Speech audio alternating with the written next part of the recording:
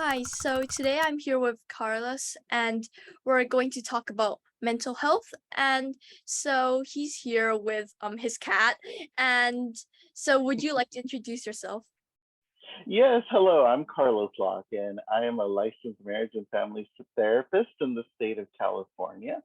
And I work a lot with different populations, including adults, teenagers, children, and dealing with various different mental health issues from anxiety and depression, trauma, and things like that. Yep, so first of all, I want to talk about being undiagnosed because throughout emails, I found out that you were undiagnosed as a teen. So how was that experience and how did that change the way you view mental health right now? Mhm. You know, being I think one thing about being a teen undiagnosed was that it was very isolating. And at the time I was growing up, eh, I felt like there was nobody in the world experiencing this but me. And so it was really hard at times just to be able to, do things because I felt like I needed to show them that I'm not feeling bad at all, that I'm really fine, everything's okay. But inside of me, it was like I'm crying out for like I need to get out there and I need to and I wish I could share these things with people, and instead I just kept it in. Yeah, and if I remembered correctly, you were undiagnosed with depression and bipolar, if I'm correct. You're right. Yes. Hmm. And I also have like experiences with being undiagnosed. And so what do you think was the hardest thing about being undiagnosed? Because I know being isolating can be quite hard, but I think for me the worst part was when parents and my family couldn't understand what I was feeling. And so for you, what was the hardest part? I think that's one of those things as well, is having nobody understand what is going on, and also not having myself understand what's going on, because I'd have these days where I'd feel like really great, and not just great as an awesome great, but also like way too happy or way too Yeah. hyper for my own good, and not really knowing what that's all about, as well as not knowing when I'm feeling so low. I don't even know what that's all about or where that's coming from. Sometimes I understood and I got it and it made sense, but a lot of times it didn't make sense why I was feeling so bad. So it was kind of navigating the unknown was one of the difficult things because I couldn't explain it to anybody, much less even to myself. Yeah, and with bipolar, like I also have it and I realize how different it can be for everyone because before I was diagnosed, I also had like really depressive episodes, a lot more than manic episodes, and it was just I couldn't explain it to myself. And I think it's like a stereotype for people to call people that are depressed, they call them lazy. And I myself, I've also been called lazy when I don't know why, but I've just been like unmotivated and really tired and I like don't have enough energy to do anything. And I was wondering if you've experienced that. Yes, yes, I've even called myself lazy because I'm wondering, why am I not doing anything right now? Why do I just sit around and not go outside or not Mhm. hang out with my friends and things like that? There were times that that's how I felt, lazy. I would say that to myself. It's like I need to get out there, I need to do something, but I just wouldn't want to. I just wouldn't want to get to that place. So it was difficult in that way because it's like this term that we throw out there, lazy, and it has the connotation that it's all my fault that I'm in this way, and it's not always that way. It's not always as easily definable. Yeah, and being lazy kind of like it basically saying that we are not even trying, but honestly, everyone that's depressed, we're really trying to get better, but we're at this point where we feel like too tired to even help ourselves. And I think that's the same thing for everyone. And especially as a teen, everything's really social. And if you don't join in that one gathering with your friends and you suddenly lose a bunch of them. And that's the thing with being depressed. And a lot of friends, I'm very lucky to have a lot of friends that do understand that, but I also have some friends that really don't understand what it means to be struggling with mental health. And honestly, it's very tiring to explain to people that haven't, like, really can't be empathetic towards someone with like depression or anxiety. Hmm. I think the beautiful thing is that the stigma of mental health is has changed in over time. Because I remember when I was doing my teenage stuff, it was just going to a therapist was like two times away from being crazy. That's what it seemed like. Now there's much more understanding that this exists. But even with that understanding, there is still people who have difficulty understanding it. And so that sometimes can be what isolates somebody going through these things, especially as a teen, because these are the years that you're growing up to be independent, growing up to be an adult. And if you're just stuck alone or stuck with few resources or people to go to, that makes that experience that you're supposed to be going through and appreciating and learning and growing much more difficult.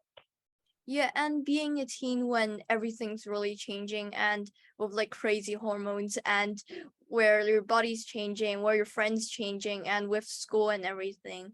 And with this whole concept of mental health and teens, a lot of us like face a lot of mental health challenges, and I'm sure you did too when you were younger, and it really does change our view on things. And especially for like for me, some of my friends are very nice to me about it and they do understand it, but at the same time it's very hard to really explain to someone that doesn't have the illness because they can never really like experience it and know exactly what's going on in my head.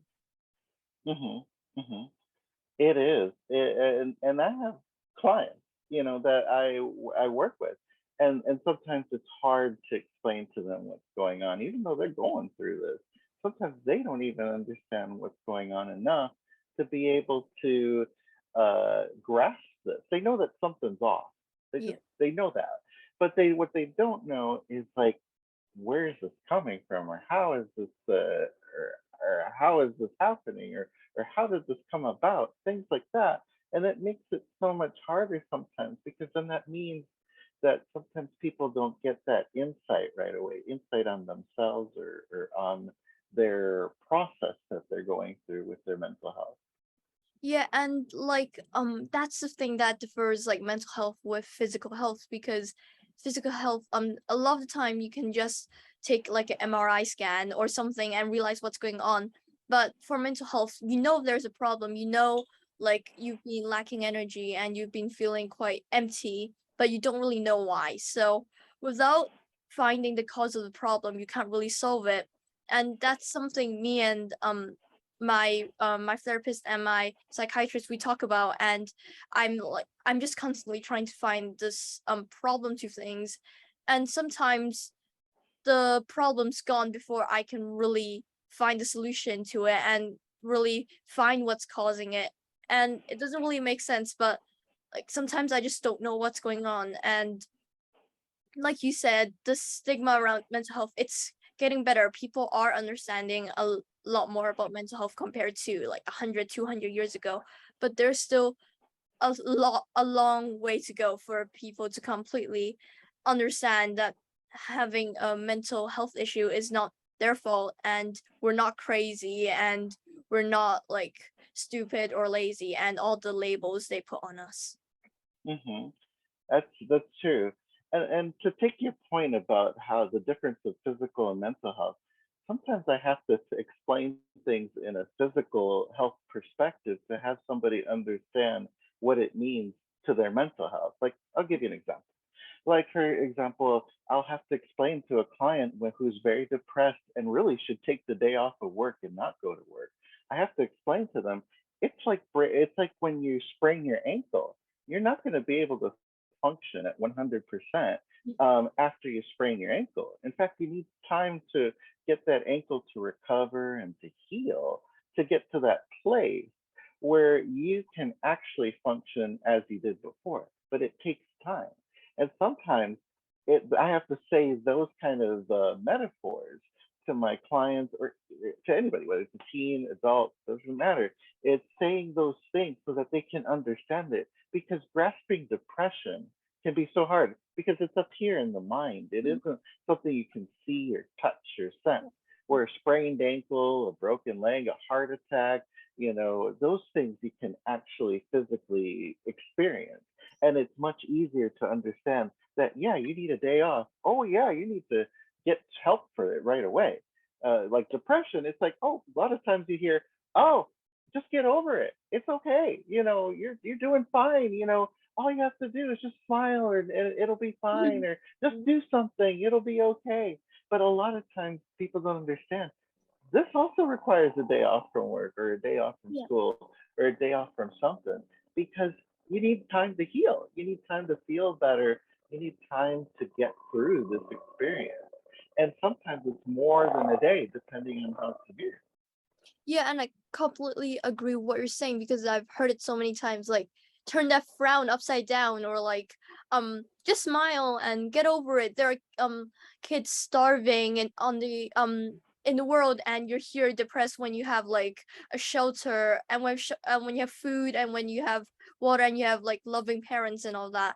And that's the thing with like what you said about physical health and like if you go to work with like a broken ankle then they'll go like sure yeah you can take a day off or when I go play basketball and I go Mhm. and I have like a broken wrist and like a broken leg and they're yeah I can see that go take a day off go take a week off maybe but with depression like oh I just don't have the energy today and people think that you're using it as an excuse and they don't really get that it's a huge problem people are facing right now and it's not something that we can all see because like for a lot of people mental health is invisible and there are symptoms and there's like really messy rooms and losing your appetite and all that but you can't really just look at it like a broken ankle or look at it like a dislocated elbow you can't really see the illness right in front of you and that's why it's so hard to fix it because you can't just put a cast over it and expect it to heal everyone's mental illness is really different. So it really does take a lot of time and effort to really um heal and to really fix what's wrong with someone. Mhm. Right, right. And a lot of times we don't take the time. It doesn't matter if you're a student in school that's feeling down or blue or something like that. Sometimes you don't take the time to just get that healed or take the time to just take a break because a mental health because like it's always like oh you get a sick day if you go to work and you're feeling and you're having like a sore throat or a flu or something like that but a lot of times there's still that stigma that taking a day off for like because you're feeling blue or drained or low energy or something like that it's like oh it's almost separated. It's like, oh, I need a mental health day. It's a sick day, whatever it is, whether it's at school and you need to take the day off from going to school or take a day off from going to work. It's still a sick day, and I think until those terminologies get put together, like and not like one is separate from the other, because the mental health day always implies, oh, this is not a, I'm just taking a day off because I just want Yeah. to just go to the beach or something like that, or go and have fun. Versus like a real sick day, I'm feeling sick. I'm really like having a cough or something like that. I need to get off of school or off of work for that. Yeah, because essentially being sick, people see it as like having a sore throat, but really if you're feeling really down, that is also being sick. And I've seen like the term mental health days being like used a lot more and in schools also. My school doesn't have it, but I've seen like schools in the US particularly when they have like like a week where they're able to like where students are able to use and just really take the week off. And for like when you're sick, and when you're sick as in like when you have like a cough or like a cold, you have to take pills and to get some rest, and that's like the medicine. But for someone feeling blue, like you said, going to the beach, maybe that is the way for them to like get themselves feeling better and really spending time with like family or something like that. And for people, they feel like they're just being lazy or taking the day off or skipping exams on purpose. And maybe there are really kids that really use it to skip exams, but I'm sure there are a lot of kids that actually need that day and need that rest and need that time with their families. So I do really like that concept, and I really hope my school does like use that. And I really want like kids to be able to take the day off without feeling really ashamed to talk about like their mental health or talking about their feelings, and feel like just not feeling that great at the moment. Mhm.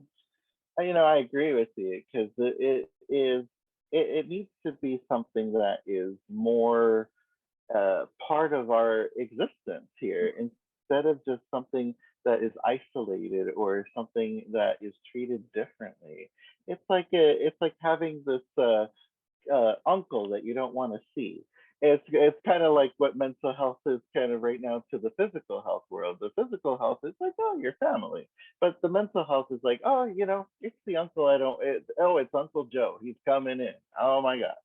So and that's kind of that's why it perpetuates things because we don't treat it the same. We don't have and even as a professional, things aren't treated the same either. As if, from my perspective, to like being the doctor or the nurse practitioner or something like that, there is a difference in things as well. They're seen doing one thing and we're seen doing another thing. So it trickles down from the top to the bottom, which is the client or the patient. So and that affects everybody. So that's why it's so important for people just to start being aware of mental health, to be aware of these mental health issues of what's going on.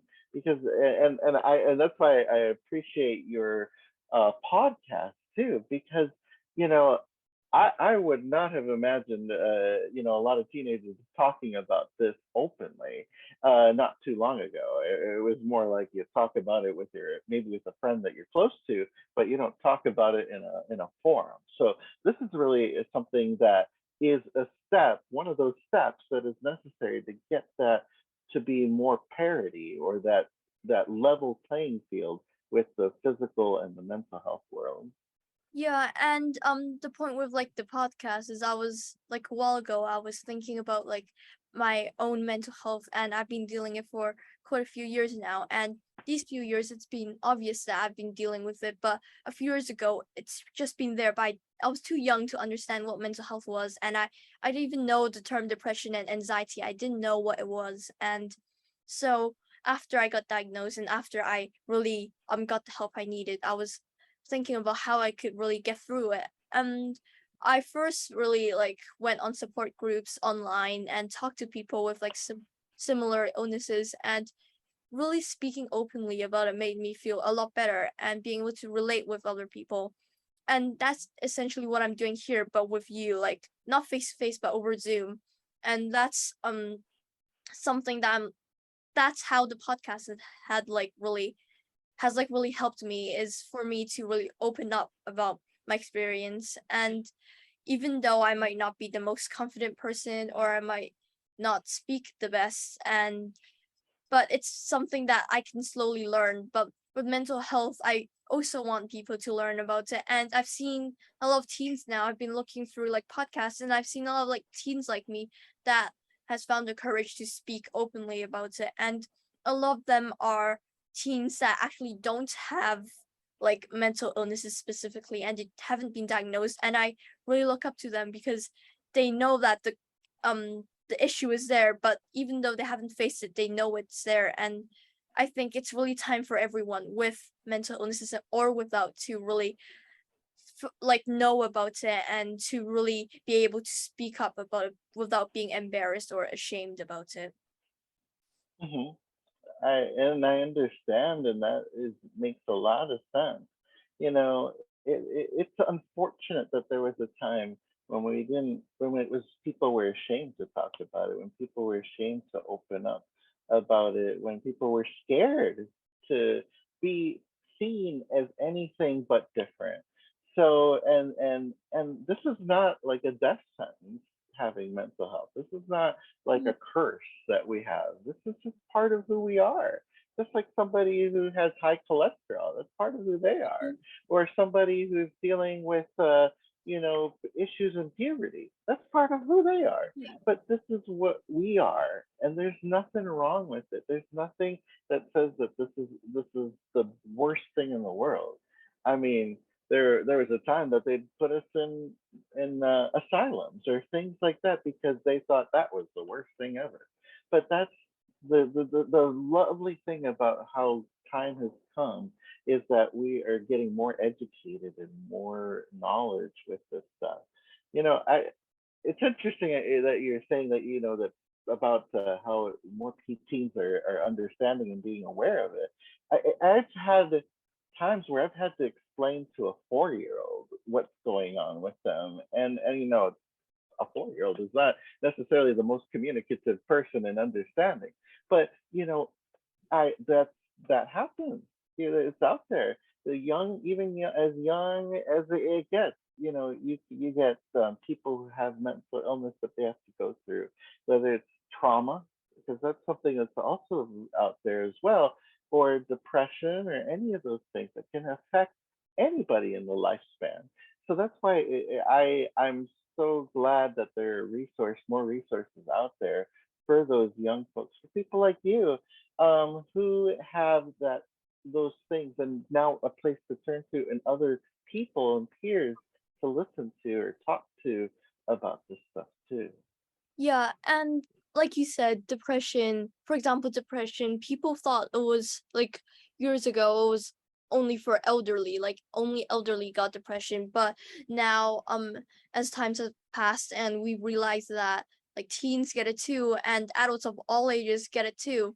And that's Hmm. the thing, like especially for you, like you talked about trauma and anxiety, and really little kids can get it too. Like when you have like you said 4-year old 5-year olds, and unfortunately a lot of them have like dealt with trauma, and even though even though they're young they still need to get the help. It's like if they're sick, if they're 4-year old and they have like cancer for example, they will still get the help they need, and it's the same for mental health. And like going back to the point about physical health and mental health, it's like Hmm. for me I got my vaccine yesterday, my first dose, and I Hmm. feel a little sick right now. And if I told my friends or like my teachers I won't be going to school on Monday, I'm sure a lot of them will be okay with that. But like there's still the stigma about mental health. Like I'll be like really hesitant to really tell like my friends and my teachers that, oh, I'm not going to school on Monday because I just feel really down and I'm just unusually anxious and I just feel really like I'm nervous these few days and I really need a day off. And that's the thing. And with like little kids, they need to understand that it's okay to be dealing with what they're dealing with. It's okay to not be okay. It just takes time for them to, of course we can't talk to 4 years olds like we're gonna talk to a 50-year-old man or like a 60-year-old lady, but we still have to teach them.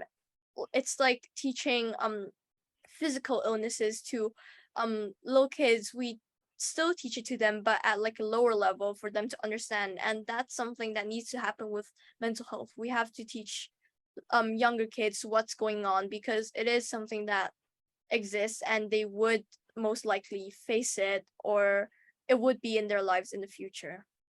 Hmm. And and that's the thing, is the resources for the younger you go is very limited for understanding trauma or anxiety, depression, those kind of things. And you're right, it is a different kind of conversation that you have, and a lot of it has to deal with the parents. But even with teenagers, you know, a lot of times I've noticed that when parents are involved in the treatment of a teenager, that it helps that process even more, especially if there's a good relationship between the parents and the teens as well. So it helps the treatment process because treatment isn't just isolated to just the person. It affects a lot of people as well. It affects the family. It affects friends. It affects other people in the person's system. Mhm. So it isn't, and it can't be something that you go on alone and hope that it's going to do the best. Although that can happen, and there can be good results with it. But even better results happen when more people participate in that process. Because a lot of times, what I find is that when parents don't understand what their teen is going through, it makes it hard for the teen to be able to understand what's going on with them Mm. because that's one of their main supports in that moment.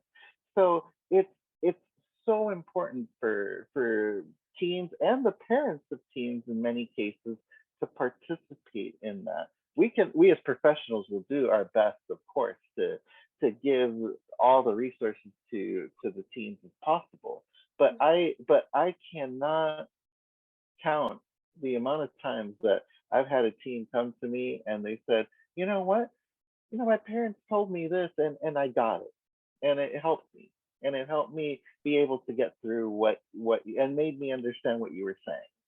So it is that's why I find it so important to have that support from even your family and if this and that they can help out in the process as well by participating in therapy or talking to the therapist or the psychiatrist or whoever it may be, even if it's only like once in a while, just to help them understand too that it's not just the problem of the teen, that it's a problem that everyone has to deal Yeah. with.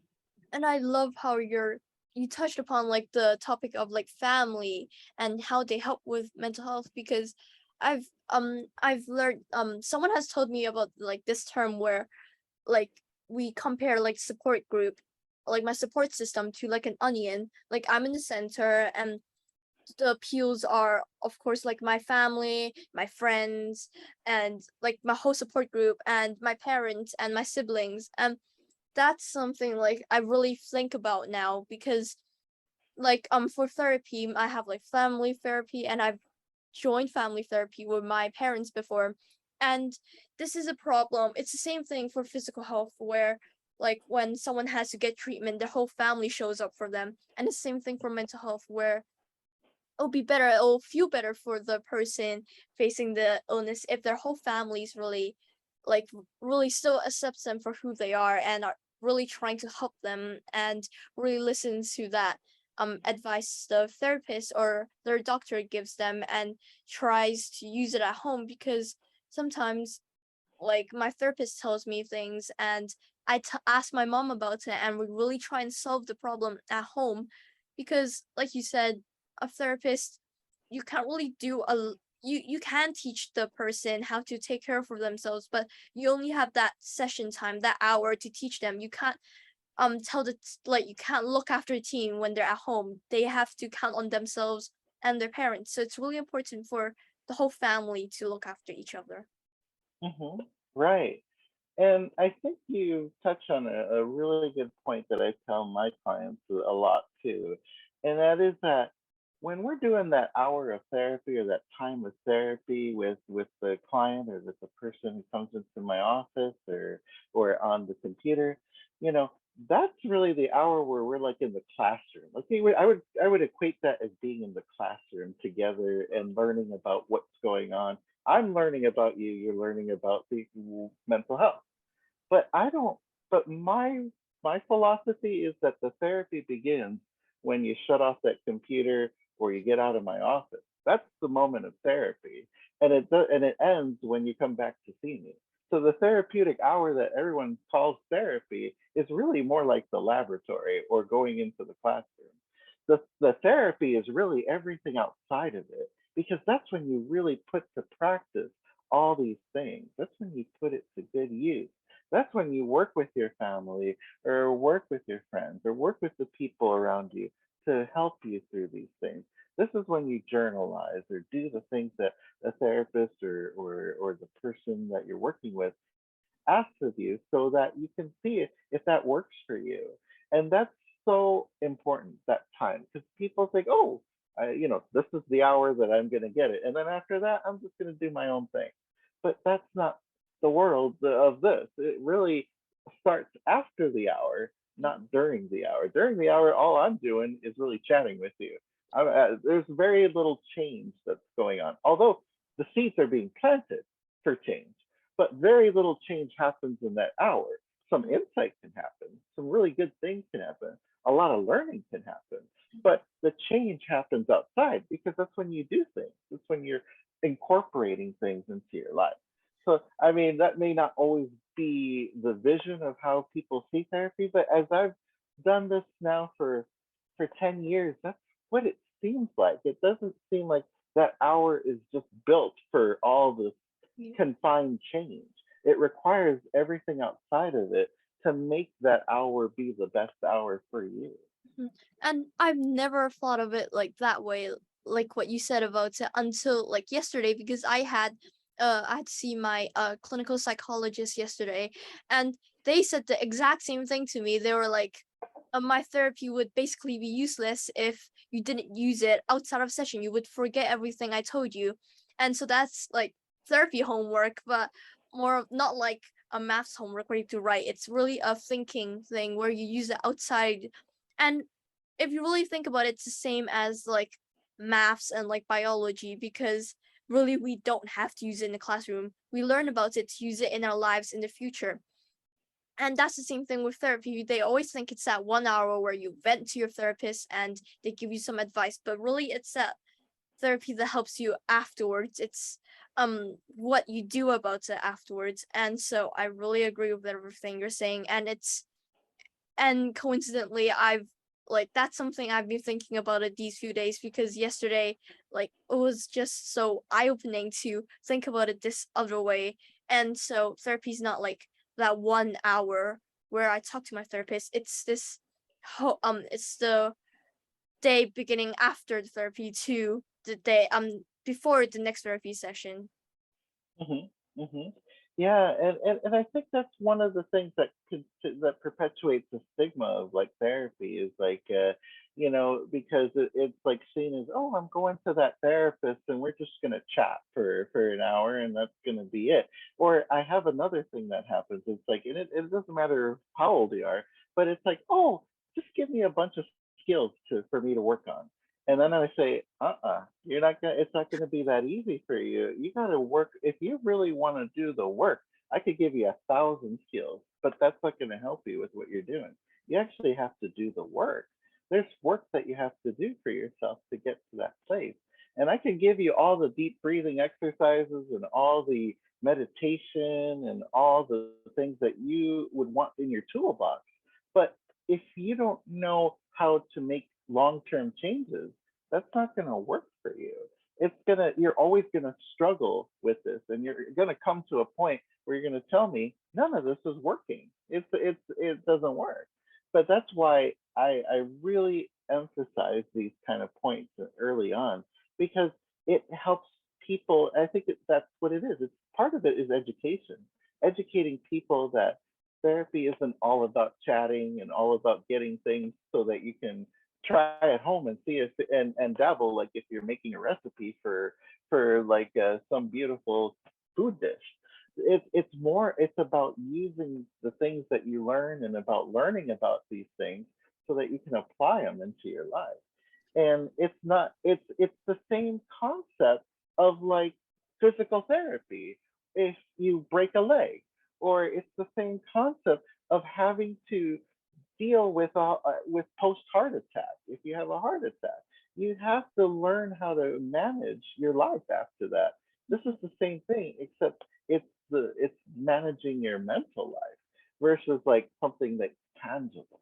Yeah, and I really love what you're saying about this, because like I totally agree with it, and it's the same with the other points. And like I know that mental health, like through this our whole call we've been talking about how it's a like the huge negative stigma around mental health, and how it can really hurt teens, and how it's like something people don't really see often. And so I'd love to continue this call, but unfortunately we have like a few minutes left, so I have to Okay. stop here.